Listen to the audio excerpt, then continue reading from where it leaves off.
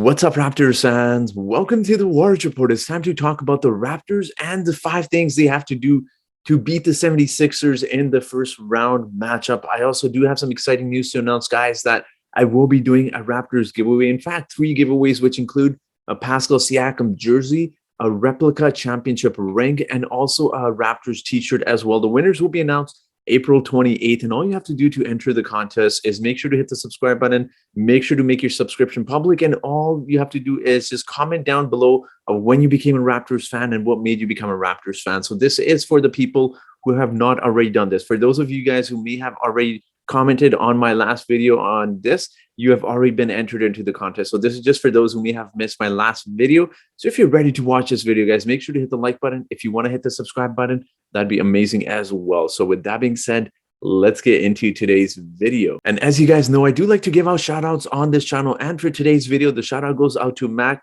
McCoggan. So I'm sorry if I mispronounced your name, Matt. Thank you so much for supporting this channel to your likes and comments. Now let's talk about the Raptors and the several things they would have to do in order to beat the 76ers. Now, I will say this. Many Raptors fans are excited about this, saying we've beaten them 3 times in the regular season. But it is to note, guys, the 4 regular meetings we've had between the Raptors and the 76ers, each meeting has been won, whether that's the Raptors or the 76ers, has been less than 6 points. So it's going to be a very competitive series. And the Raptors obviously have a lot to do in this series to win. And the first thing they really need to do is get Joel Embiid out of the paint. Joel Embiid is 7 foot, 280 pounds. The Raptors' tallest player is 6'9", 233 pounds. It's obviously not going to work, even if you're double teaming him, triple teaming him in the post. Joel Embiid is a very physical player. And for the Raptors to actually try and attempt to slow him down somewhat, they have to absolutely get him out of the post, because even if you're double and triple teaming him in the post, ultimately he is going to get to the free throw line and you're going to get your starters into some foul trouble as well.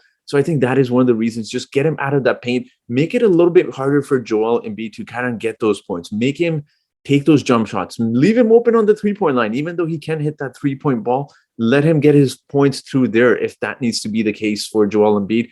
Just anytime he puts the ball on the floor, be ready to just grab that ball and snatch it. And I think, again, just get him out of that post. I know it's not an easy task, but just somehow double team him before he even gets the ball. Get him to put the ball down and take a jump shot rather than post up the Raptors, because he is just going to get his way with the Raptors in the post. He's averaging nearly 30 points against the Raptors in the 3 games he's played against the Raptors this season. So he's going to get his points. He's going to get his rebounds. You just have to make him work a lot more. Also, to make my second point of how the Raptors are going to defeat the 76ers is make Joel Embiid work. So take a page out of the Celtics book and do what they did to Marc Gasol, but do that to Joel Embiid.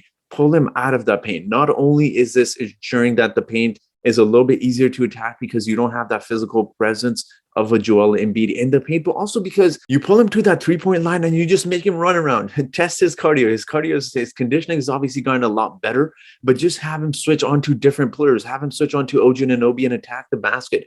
Make him really run on defense and just exhaust him out on defense. So when he does have the opportunity to attack the basket on the offensive side, or when he gets the ball on the offensive side, he's going to be fatigued because he's working his butt off on both ends of the floor. So that's my second point of what I really think the Raptors need to emphasize in this series. My third point, now this one is kind of one that not a lot of people are talking about, because we are going to be obviously focused on Joel Embiid. We're going to be focused on James Harden as well.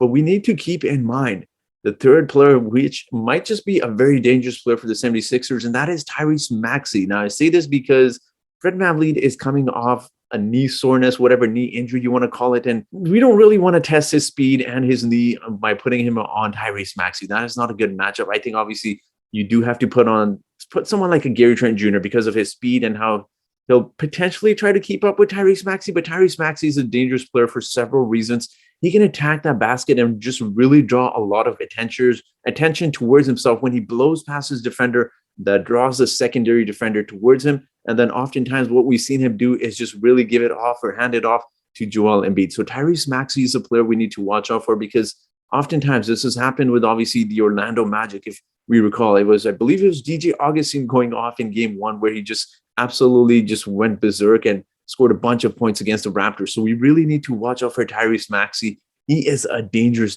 player, and he's just going to be one that's going to be challenging to guard because of his speed. So again, We can put Gary Trent Jr. on him, but we don't have a lot of guys we can put on him that can match his speed and quickness. So that's going to be the difficulty in guarding Tyrese Maxey. So I think just ensure he doesn't attack the basket and just have secondary help there, just kind of to scare him off from even attacking the basket. They don't have to necessarily keep up with him. Just have Scotty Barnes there with his large wingspan, just preventing Tyrese from attacking the basket, because Tyrese Maxey is a very, very deadly player. Now for the fourth thing I think the Raptors need to do to ensure that they have this series is really play that transition game. Joel Embiid obviously isn't the quickest player on the court, so make him run. As I said, make him work on defense, but also when you get the ball, defensive ball, you get the rebound on the defensive side, just run with it, because James Harden, you got to test out his hamstring as well. I know look, obviously you don't wish an injury on a player, but you really got to test his cardio out as well. Make these guys run. You're the faster team. You're the lengthier team. You got the speed. And I think the Raptors just really need to get the ball and run and gun and get those points early, because as I mentioned, all of the 4 matchups versus the 76ers have been decided by 6 points or less. So I think that is going to be a major factor with the Raptors. And also just, I'm going to throw in this with my fourth point as well, because there's so many points I have to make here, but just exploit different matchups. If you pull Joel Embiid out and someone like Pascal Siakam is posting up against Tyrese Maxey, or even Scotty Barnes is posting up against a smaller player, give him the ball, exploit those different matchups you have, and just really make the Raptors, or I should say the 76ers defense, work on the defensive end. Make those matchups really difficult for the 76ers, where you have different guys that are guarding different players that they normally would not be guarding. And it just makes life a lot more difficult with these different switch ups and matchups. And I think the Raptors have the advantage because they have several guys in their starting lineup. They have 5 guys in their starting lineup, averaging 15 plus points.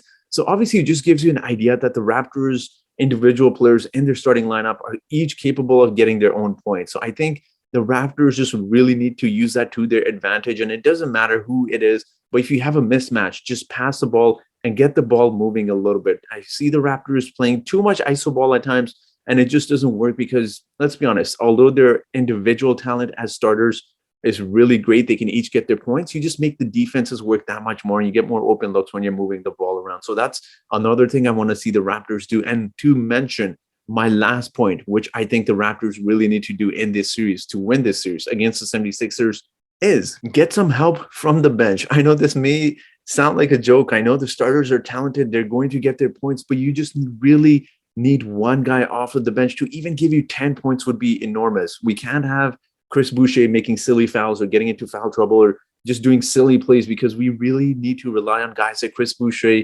Precious Achiuwa, and Thaddeus Young as well. So any of those guys, we really need them to, at least one of them, to step up and give us at least 10 points, if not more, because although the starters are going to be playing 40 plus minutes, Nick Nurse is going to be playing his starters heavy minutes.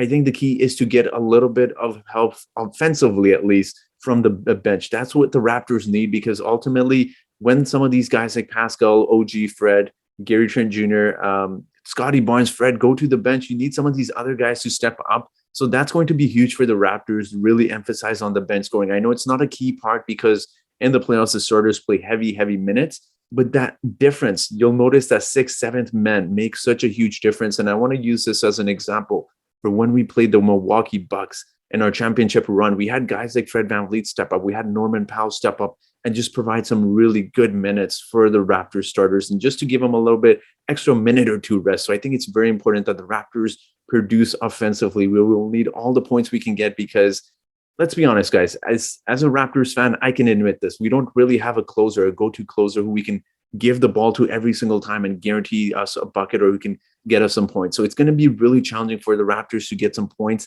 if they're in a close game with 30 seconds to go. It's not going to be a fun situation for us Raptors fans. So get those points early and get a lot of them whenever you get the chance to, and get it from every single player. We'll need all of the point production from the bench, from the starters, from every individual player. So those are my 5 points that I think, 5 things that the Raptors need to do to beat the 76ers in this series. And it is to note, guys, I do want to throw a side point here that the Raptors, it is obviously the game is today, but the Raptors do really struggle in game ones. They're notorious for losing in game one. So obviously, may this happen? My gut feeling is telling me that the Raptors will win, but don't be surprised if they lose. It happens a lot with the Raptors. For whatever reason, they lose a lot of game ones. And I do want to, again, this is kind of going way off topic here. I want to give you, I obviously gave you my predictions for the Raptors and the 76ers. I had the Raptors in 6, but I'm going to go out on a bold take here. I'm just getting a funny feeling that the Raptors will make the Eastern Conference final. So you heard it here first, a bold take. I think they're on the right side of the bracket, and it really helps them because Miami Heat are a great team, but they also match up very well against the Miami Heat. And the teams I didn't want to match up against, the Nets and the Boston Celtics, are on the other end of the bracket. So I think the Raptors are in a good position to make the Eastern Conference Finals. Obviously, I don't want to jump the gun too much. We do need to focus on the 76ers. Game 1 goes today. So that will be it for today's video, guys. And I do have a trivia question for you today. And that trivia question is, after the Lakers and the Celtics, which team has the most playoff wins? Is it A, 76ers? Is it B, Bulls? Is it C, Spurs? Or is it D, the Warriors? So whoever answers this trivia question correctly first in the comment section gets a shout out in my next video. But I do want to hear from you guys. What do you think some of the key points that the Raptors really need to do to win this series against the 76ers? The obviously being Joel Embiid and stopping James Harden, but talking about some of the other little things that the Raptors need to focus on. Let me know your thoughts in the comment section below, and that will be it for today's video, guys. So thank you so much for watching, and I hope you guys have yourselves a great day.